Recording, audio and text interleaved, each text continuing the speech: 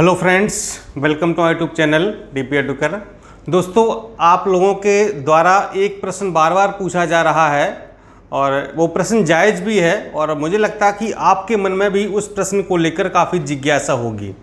यदि आप पीसीएस की तैयारी कर रहे हैं, समीक्षा अधिकारी, सहायक समीक्षा अधिकारी की तैयारी कर रहे हैं या ऐसी किसी भी परीक्षा की तैयारी कर रहे हैं जिसमें आपको लिखित आंसर देना होता है, अर्थात आपको लिखना होता है, जिसे हम कहते हैं डिस्क्रिप्टिव एग्जामिनेशन, ठीक है, यानी कि लिखने वाली परीक्षा। एक प्रश्न दे दिया है और आपको लिखना है, ठीक है। एक होती है ऑब्जेक्टिव परीक्षा, जहां पर प्रश्न के 4 विकल्प दिए होते हैं और आपको टिक करना होता है, उसे कहते हैं ऑब्जेक्टिव एग्जाम, ठीक है।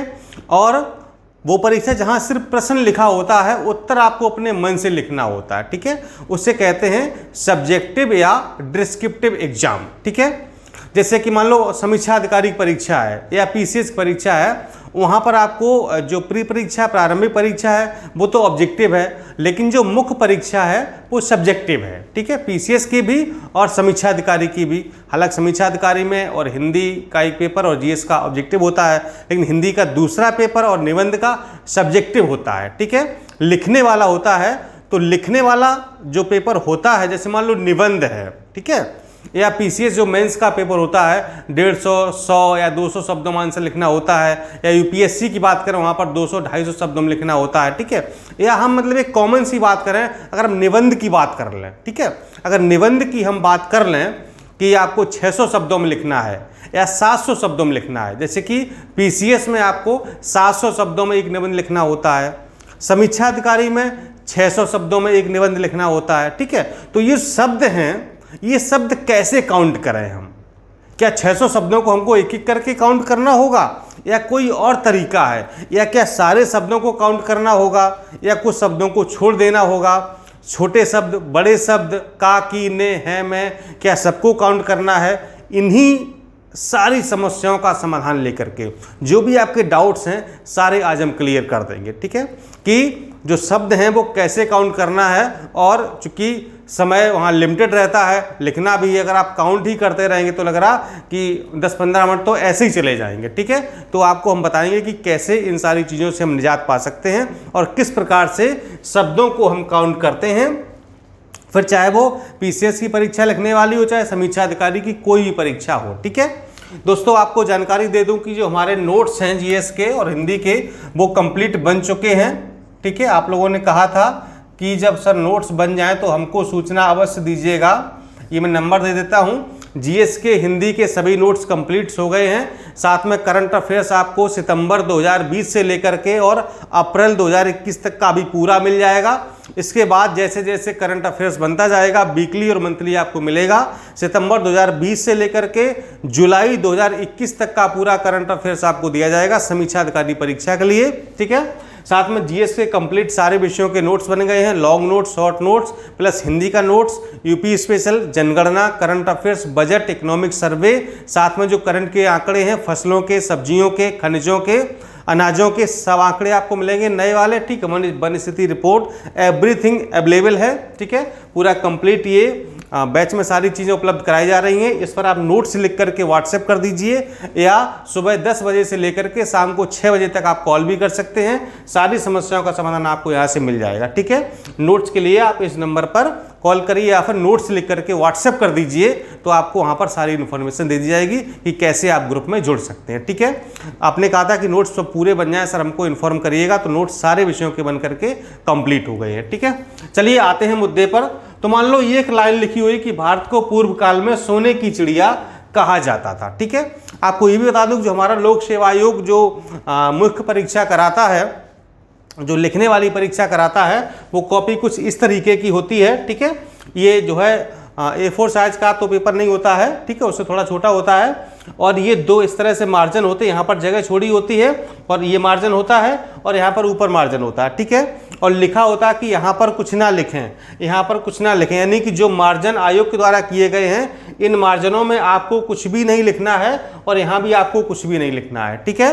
यानी कि मार्जिन जो एग्जामिनर नंबर वगैरह देता है, कोई कमेंट लिखता है, उसके लिए यहाँ पर मार्जिन ये छोड़ दिए जाते हैं।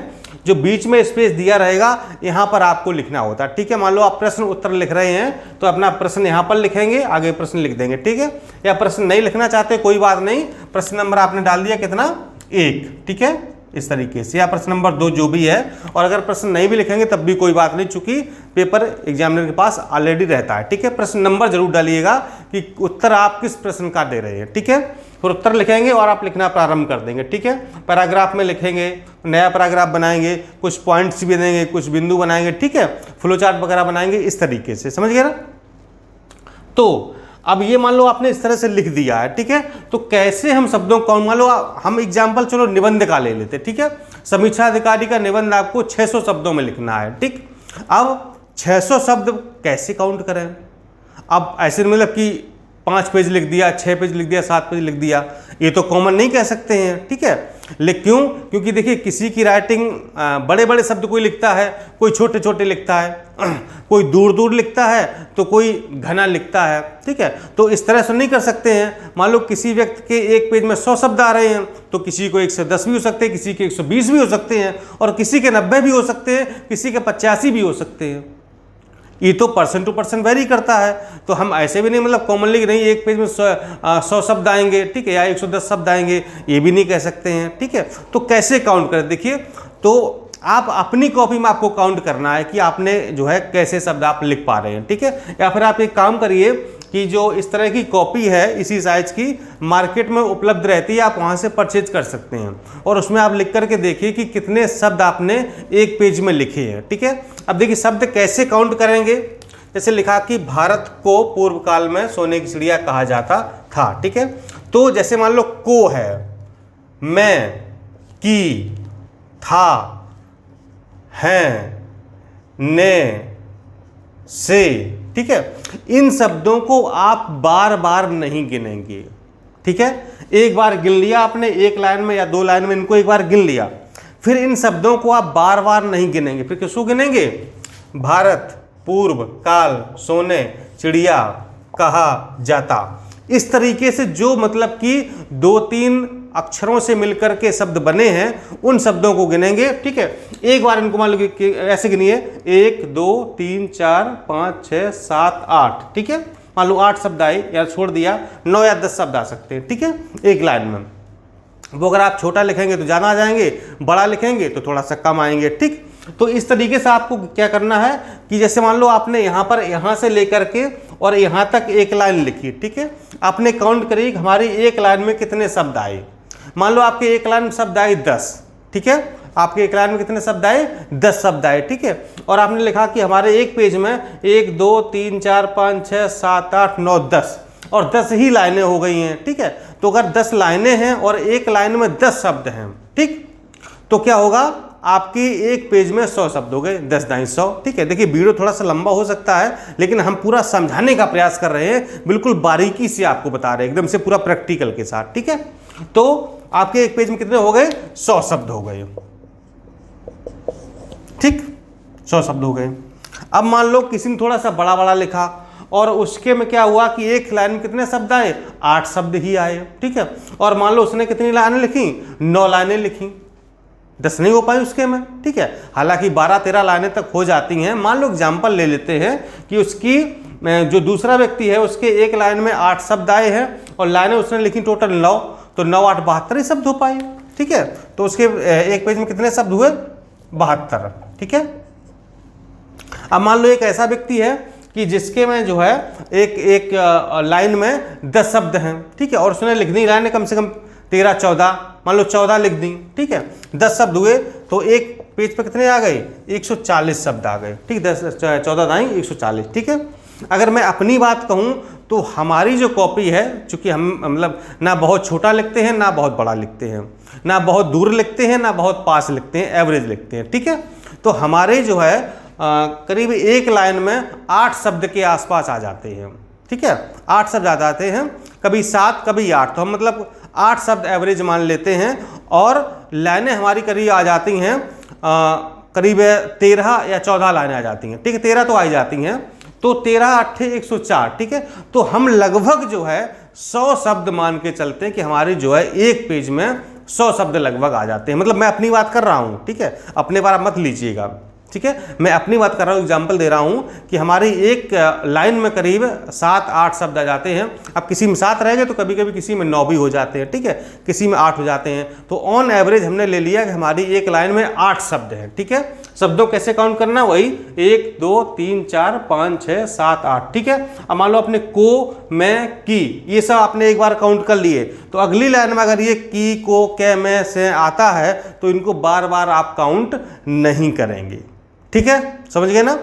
अच्छा, तो क्या हुआ कि ये पर्सन टू पर्सन वेरी करेगा कि कितने शब्द आए, ठीक है। आप देखिए खास बात ये, जैसे मान लो आपने क्या किया कि कोई चीज ब्रैकेट में लिख दी, ठीक है, ब्रैकेट में कोई चीज लिखी है तो ब्रैकेट वाले शब्दों को काउंट नहीं किया जाता, ध्यान रखिएगा।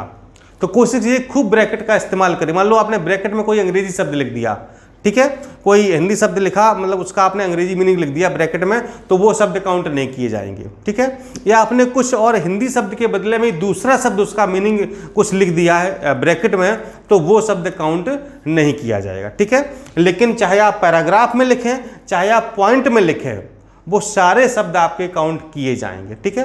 जैसे मान लो आपने कोई डायग्राम बना दिया, डायग्राम में जो भी शब्द होंगे नहीं काउंट किए जाएंगे, ठीक है। आपने अगर फ्लो चार्ट बना दिया, ठीक है, आपने मैप बना दिया, तो मैप में जो भी शब्द लिखे जाएंगे वो काउंट नहीं होंगे, ठीक है। यानी जो आप पैराग्राफ में और पॉइंट में लिखेंगे वो शब्द काउंट किए जाएंगे, ये आपको ध्यान देना है, ठीक है। मैप के, टेबल के, फ्लो चार्ट के, या कोई डायग्राम आप बना रहे हैं उसमें जो भी शब्द आप लिखेंगे वो नहीं काउंट किए जाएंगे, ठीक है। अब देखिए बहुत ज़्यादा नहीं, चूंकि जब फ्लो चार्ट आप बनाते हैं या डायग्राम बनाते हैं तो कम से कम शब्दों का इस्तेमाल करते हैं ना। जब कम से कम शब्दों का इस्तेमाल करते हैं तभी डायग्राम या जो भी फ्लो चार्ट है वो अच्छा लगता है, ठीक है। यानी कि शब्द कम हो लेकिन वो एक्सप्रेसिव हो, भाव ज़्यादा निकल रहा हो, इस तरीके से फ्लो चार्ट या डायग्राम बनाया जाता है ना, तो वो शब्द आपके काउंट नहीं किए जाएंगे, ठीक है। तो फिर क्या करना है कि जो भी हमने पैराग्राफ लिखे हुए हैं, जो भी पॉइंट्स लिखे हुए हैं, वो शब्द आपको काउंट करने, ठीक है। अब मान लो अगर 100 शब्द आपके आ गए एक पेज में और 600 शब्दों में निबंध लिखना है समीक्षा अधिकारी का, तो आप 6 पेज पर 6 पेज या मैक्सिमम 6.25 या 6.5 पेज पर द एंड कर दीजिए, 6.5 से ज़्यादा मत होने दीजिए, ठीक है, नहीं तो फिर जो है दिक्कत हो जाएगी। अगर 100 शब्द आते हैं तो मैं उसकी बात कर रहा हूँ, अगर 100 शब्द एक पेज पर आते हैं तो 6.25 पेज या 6.5 पेज पर कंक्लूजन लिख दीजिए, ठीक है, 7 पूरे ना होने चाहिए। अब मान लो किसी के शब्द कम आते हैं, अधिक आते हैं, तो उसी हिसाब से आप काउंट कर लीजिए। मान लो 80 शब्द आए, ठीक है, तो कितना लिखना है, 8 7 56 8 64, लगभग 7.5 पेज लगभग, ठीक है, 8 7 56, हाँ, लगभग 7.5 पेज जो है। मान लो अगर 80 शब्द आते हैं एक पेज पर तो लगभग 7.5 पेज में आपको पूरा निबंध कंप्लीट कर देना है। हम समीक्षा अधिकारी की बात करें, ठीक है। ऐसी पीसेस में 700 शब्दों में लिखना होता है तो उसी हिसाब से आप कर सकते हैं, ठीक है। हाँ, ये नहीं मतलब कि एक पेज पर आप काउंट कर रहे हैं, ये सब नहीं किया जाता है। एक पेज पर काउंट कर लीजिए, उसी से एवरेज निकाला जाता है। हर पेज को आपको काउंट नहीं करना है तो आपका सारा समय इसी में चला जाएगा, ठीक है। अब निबंध कैसे लिखा जाता है ये सब आपको हम बताएंगे, सारी वीडियो बनाएंगे, आपको बिल्कुल परेशान मत होइए, क्योंकि हम चाहते हैं कि प्रारंभिक परीक्षा के साथ साथ आप मुख्य परीक्षा की भी तैयारी करते रहें, थोड़ा थोड़ा बीच बीच में जानकारी लेते रहें पत्रों के बारे में, निबंध के बारे में, या जो भी और भी चीज़ें रिलेटेड हैं एग्जाम से, ठीक है, वो आप देखते रहें, मैं पढ़ाता रहूँगा बीच में, ठीक है। तो प्रत्येक पेज को आप जो है वो एक एक शब्द काउंट करना शुरू कर दिए हर पेज पर, भैया तो फिर सारा समय चला जाएगा, ठीक है। एक पेज बस अच्छी तरह से कर लीजिए, हाँ, एक पेज पर हमने, और मतलब ये देखिए एक लाइन में कितने शब्द आ रहे हैं, ठीक है, एक लाइन में कितने शब्द हैं और एक पेज पर कितनी लाइनें आ रही हैं, बस ये मायने रखता है। मल्टीप्लाई कर दीजिए, बस हो गया, ठीक है। अगर 12 लाइनें हैं और शब्द आपके मान लो 8 हैं या 10 हैं तो 12 × 96 या 12 120 शब्द हो गए, ठीक है। इस तरीके से निकाला जाता है, ठीक। बार बार ये सब जो है इनको नहीं गिना जाता है, ब्रैकेट में लिखे शब्दों को नहीं गिना जाता है, ठीक है। इस तरीके से आप जो है शब्दों को काउंट कर सकते हैं। नोट्स के लिए आप इस वाले नंबर पर फ़ोन कर सकते हैं और नोट्स लिख करके व्हाट्सएप कर दीजिए, आपको पूरे नोट्स मिल जाएंगे, ठीक है। तो आशा करते हैं कि आपको अब शब्द काउंट करने में, वर्ड काउंट करने में किसी प्रकार की कोई समस्या नहीं होगी। वो चाहे आपको 250 नंबर का प्रश्न, 250 शब्दों का प्रश्न लिखना हो, चाहे 200 का, चाहे 150 का, आप इसी तरीके से काउंट करेंगे, ठीक है।